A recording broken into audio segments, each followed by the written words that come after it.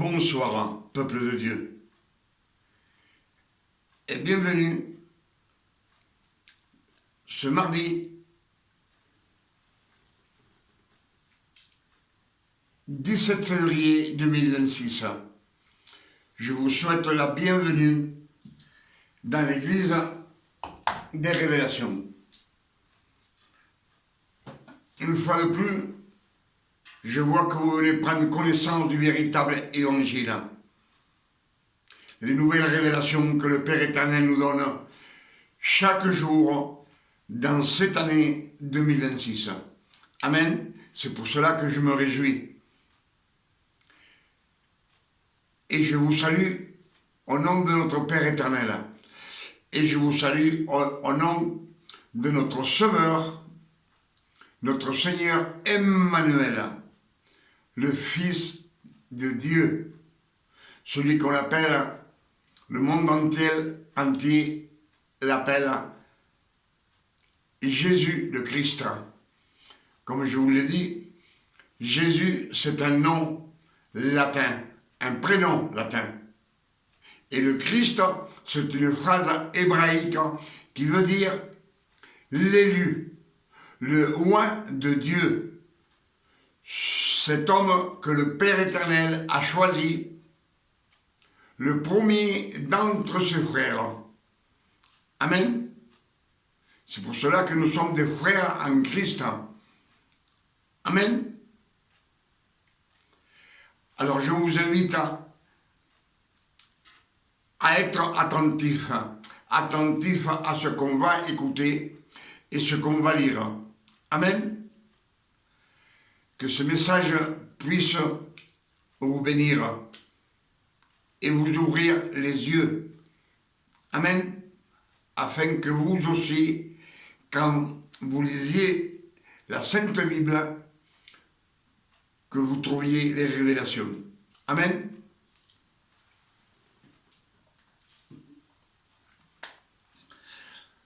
Comme je vous le disais, aujourd'hui, on est mardi 17 février 2026. Comment peut-on savoir si nous, chrétiens, on pratique le mélange de la loi et de la grâce? Mélanger la loi et la grâce. Puisque nous participons à la Sainte Seine dans l'Église, que nous fréquentons depuis des années. Comment qu'on peut le savoir? Eh bien, il y a des signes qui nous disent que cette Église, qu'il y a beaucoup d'Églises qui mélangent la loi et la grâce. La grâce, c'est un don non mérité que le Père éternel nous donne par grâce, par le sacrifice du Christ sur la croix. Amen.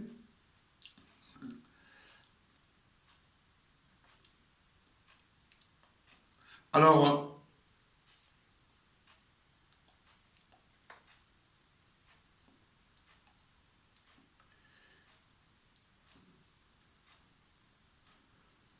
le premier signe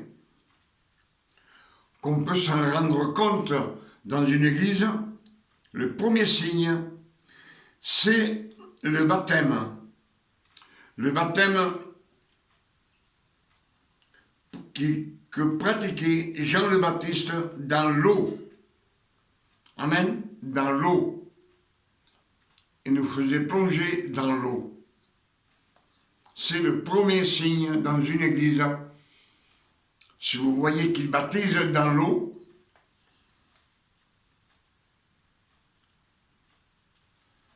c'est le premier signe qu'il est sous la loi. Sous la loi. Amen. Puisque Luc 16, verset 16, nous dit, la loi et les prophètes ont subsisté jusqu'à Jean le Baptiste. Donc, le baptême, c'était sous la loi. Amen. le baptême, c'était sous la loi. C'était pas dans la grâce. Dans la loi, puisque les prophètes, la loi et les prophètes ont subsisté jusqu'à Jean le Baptiste, dont le premier signe, c'est le baptême. Dans une église, qu'on baptise dans l'eau de la rivière. Puisque le Christ n'a jamais baptisé personne dans l'eau, soit une piscine, soit dans l'eau, un plongeon dans l'eau. Amen. C'est ce que prêchait Jean le Baptiste.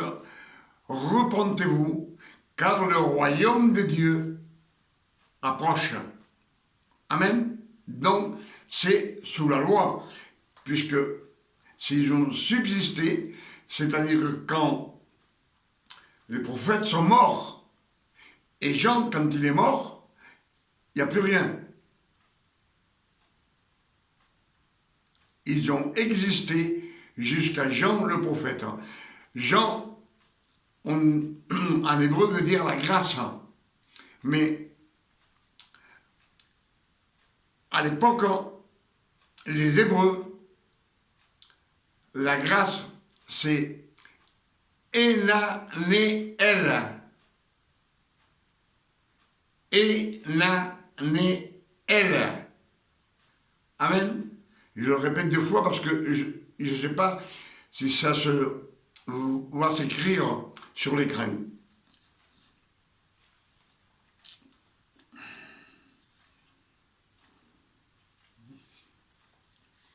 Amen. Ça, c'est le premier signe.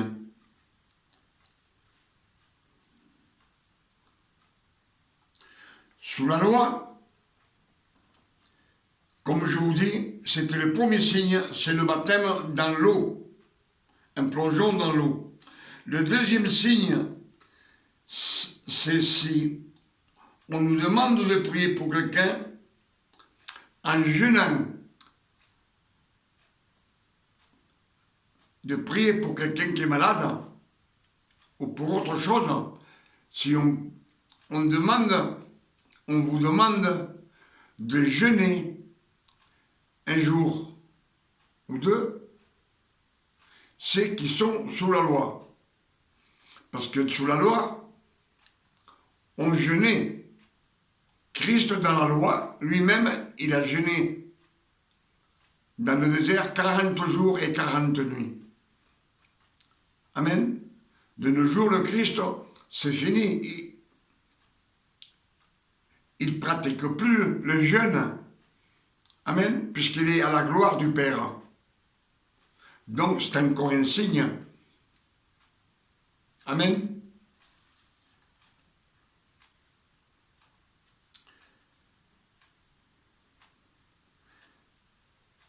Le jeûne, c'était sous la loi. Le troisième signe qu'on peut voir dans une église, c'est si un serviteur pêche et un autre serviteur le sanctionne. C'est-à-dire qu'il le condamne, il le sanctionne en le privant de prêcher pendant 6 mois ou 1 an. C'est un signe que dans cette église, on condamne comme sous la loi. Amen. Sous la loi, on condamne. Quand on péchait, vous savez qu'on les lapidait. Ou alors, il fallait faire un sacrifice. Prendre une bête et l'amener au sacrificateur. Afin que le sacrificateur la sacrifie pour purifier ce monsieur ou cette dame qui avait péché. Amen.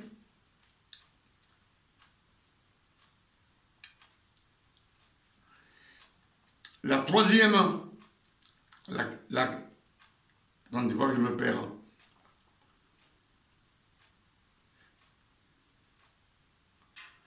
La quatrième, c'est si un chrétien ou une chrétienne pêche Et si ses frères lui disent que si le serviteur vient à le savoir qu'il a péché et qu'il sait qu'il doit rendre des comptes, c'est que ce serviteur condamne. Donc, ce chrétien a peur.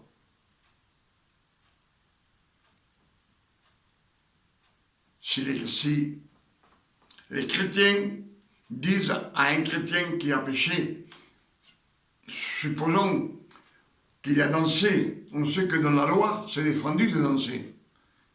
Et dans beaucoup d'églises, ils le défendent de danser. Mais si les chrétiens, ces frères le voient, et il leur dit, si le serviteur l'apprend, tu vas devoir rendre des comptes. Et lui, il va dire, ben, ne dites rien à ses frères. Amen. Donc, ce prédicateur a peur du serviteur. Ce chrétien a peur du serviteur, parce que le serviteur va le sanctionner. Amen. C'est le quatrième signe qu'on voit.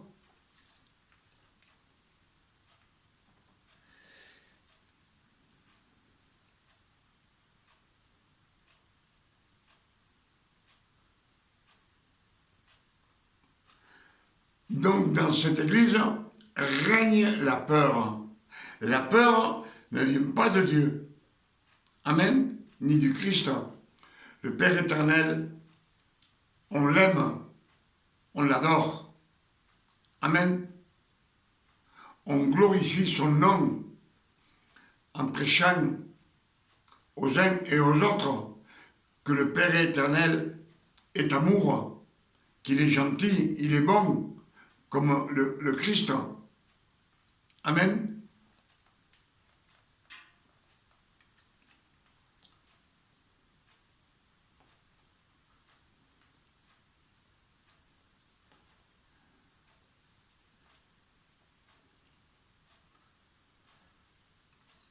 Dans la loi, quand on péchait, il fallait faire un sacrifice. Et si c'était un gros péché, on le tuait, on le lapidait. Amen. Donc, ce sont des signes que vous pouvez voir, les signes que je vous ai dit, dans une église qui mélange la grâce et la loi. Amen. Tous ces signes nous font découvrir que cette église mélange la loi et la grâce. Et la loi et la grâce, on ne peut pas la mélanger. Donc, cette église vous conduit sur une fausse doctrine d'homme, sachant que dans les registres du monde nous disent qu'il y a 4000 dieux. Amen. Il y a aussi 4000 fausses doctrines d'hommes. Toutes ces doctrines mènent à la perdition. Amen.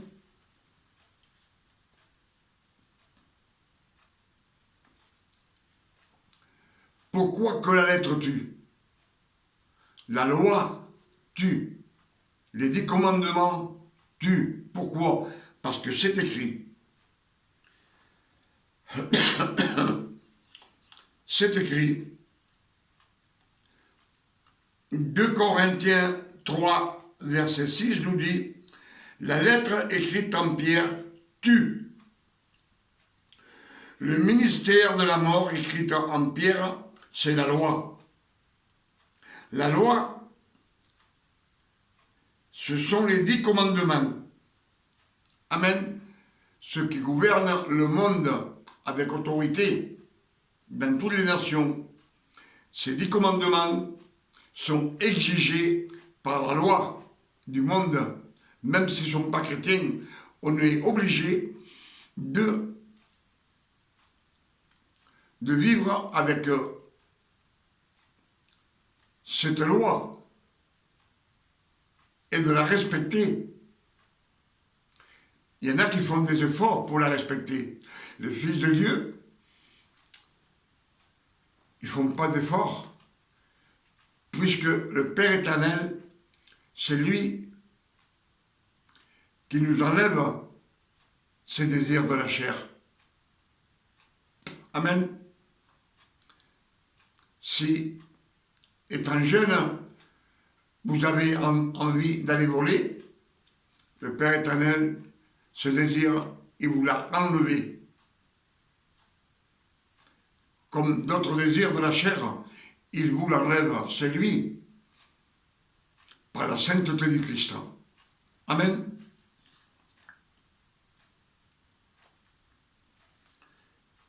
C'est pour cela que le Père éternel a racheté les 12 tribus d'Israël. C'est Galates 4, verset 4 qui nous le dit. Lorsque le temps fut accompli, Dieu a envoyé le Christ né d'une femme, né sous la loi, afin qu'il rachète tous ceux qui sont sous la loi, et que nous ressuscitions l'adoption de fils. Amen. Donc, nous ne sommes plus des serviteurs, nous ne sommes plus des disciples, nous ne sommes plus des ouvriers, mais nous sommes des fils de Dieu, mais par adoption. Amen. C'est bientôt répété dans les Saintes Écritures que les fils de Dieu, on les a soustraits à la loi. On les a enlevés de la loi. Puisque Galates 5, verset 1 nous dit « Le Christ nous a donné la liberté. Il nous a affranchis de la loi. Maintenant, ne vous laissez plus jamais plus sur le joug de la servitude. » La servitude, c'est être un serviteur. Amen.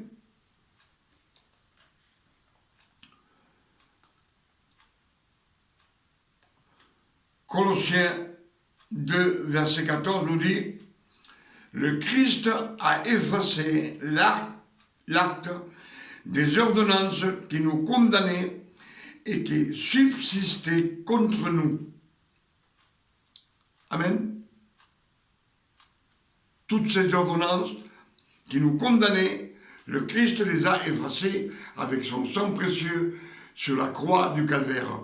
Amen. Le Christ a annulé les autorités et il les a données en spectacle. Donc, nous ne sommes plus sous la loi. Amen. Nous ne sommes plus sous la loi. S'il a enlevé les autorités, le monde entier vit sous l'autorité des nations, des 10 commandements. Mais le Christ nous dit que lui, il a annulé l'autorité.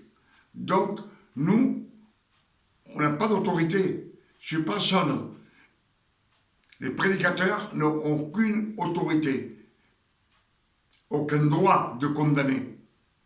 C'est pour cela que ce signe que je vous ai dit, ces signes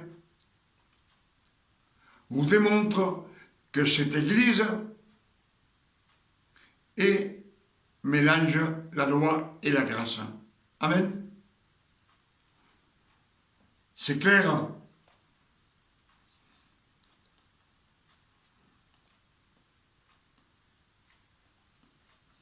Vous savez, quand je vous dis que dans les écrits du monde, les registres du monde, qui nous déclarent qu'il y a 4000 dieux et 4000 fausses doctrines d'hommes. Amen. Si c'est des fausses doctrines d'hommes, ils périssent. Amen. Ephésiens 4, verset 5 nous dit qu'il y a un seul Dieu, une seule foi, et un seul baptême. Amen. Un seul baptême. C'est le baptême de l'eau de la parole. Ce que nous dit dans les Écritures, Jean 1 nous dit que Nicodème vient de nuit voir le Christ. Il vient de nuit, en cachette. Il sort des ténèbres. Il vient le voir parce qu'il a honte. Il sort des ténèbres la nuit. Il vient voir le Christ et il lui dit, Seigneur, on sait que tu es un envoyé de Dieu. Autrement, les miracles que tu fais, tu ne pourrais pas les faire. Et le Christ lui dit, Nicodème, c'est un docteur de la loi. C'est lui qui enseigne le peuple. Amen. Celui qui enseigne le peuple les 613 commandements. Et le Christ lui dit, Nicodème, si tu ne nais de nouveau, tu ne verras pas le royaume des cieux.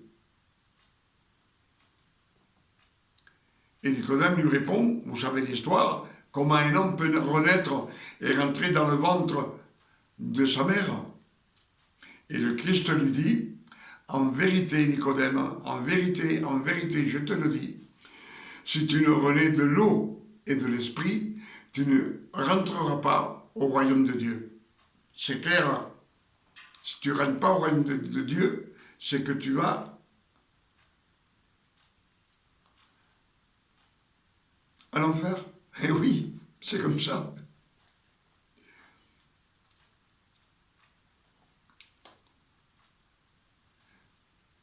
Ce premier, il dit que tu ne verras pas. Parce que si on ne naît pas de l'eau, de l'esprit, l'eau de la parole, on ne peut pas voir le royaume des cieux. On ne peut pas le voir. Pourquoi? Parce qu'on n'a pas de révélation. On n'a pas de révélation.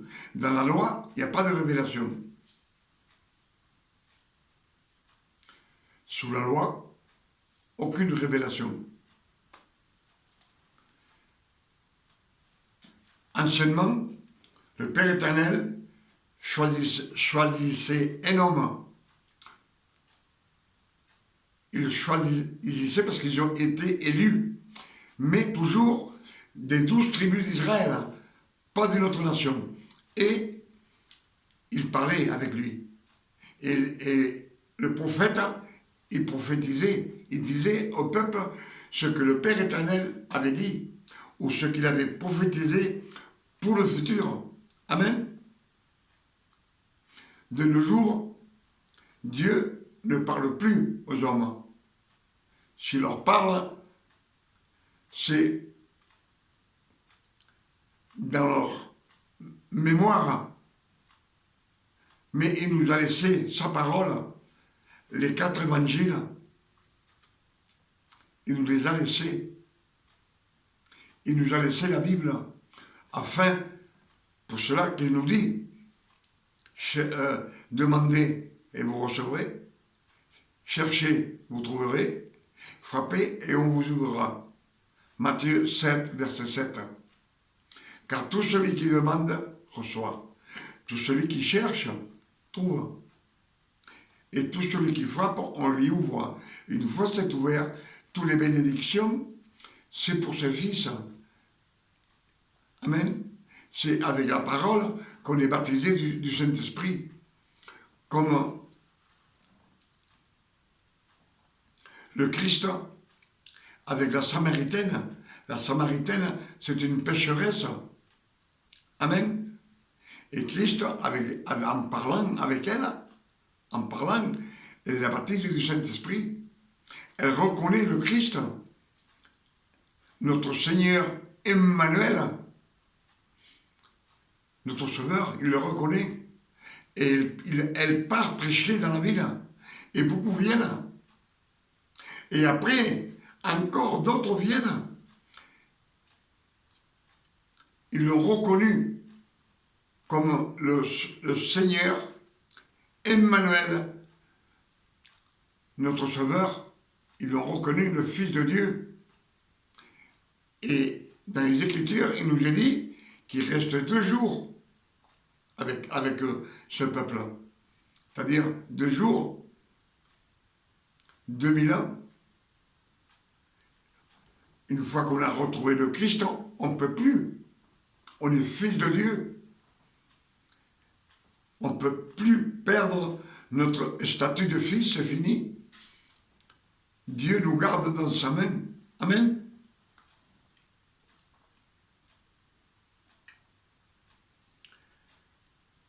Alors, tous ces signes que je vous ai dit, si vous les voyez que dans les églises, ils font tout cela, que pour prier pour quelqu'un, il reste 2 ou 3 jours sans manger. Si un prédicateur fait une sentence sur un autre prédicateur qui a péché, c'est un prédicateur qui condamne cette église est sous la condamnation et sous la loi. Il n'y a que dans la loi qu'on condamne. Amen. Si les chrétiens ont commis un péché et ils ont peur qu'ils le racontent à leurs serviteurs, dans cette église règne la peur. Amen. Dieu, on ne peut pas avoir peur de lui. Amen. Le Fils de Dieu ne peut pas avoir peur de leur Père. Dieu ne condamne pas. Le Christ ne condamne pas.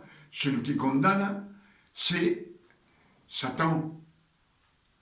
On dit que la loi est parfaite. C'est pour cela que le Père éternel leur a donné. Mais comme une malédiction, puisqu'ils nous disent que le ministère de la mort, écrit en pierre, c'est la loi. Ce sont les 10 commandements. Alors, si on suit ces commandements et on s'efforce de les faire, on est dans la loi. Et c'est une condamnation. Premièrement, parce que personne n'a pu les accomplir. Dieu le savait que personne ne pouvait les accomplir. Alors cette loi, quand tu pèches, elle te condamne.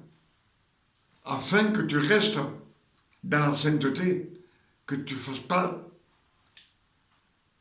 des transgressions. Amen. Pour toutes ces révélations que le Père éternel nous a données ce soir, ce mardi 17 ans. Je ne me souviens pas. Ce mardi 17 février 2026, je dis merci, Père éternel. C'est pas vrai?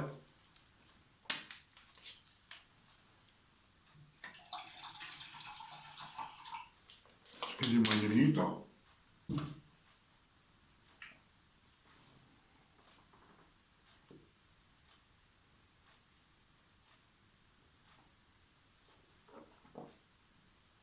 À votre santé. Donc, comme je vous disais, si vous voyez tous ces signes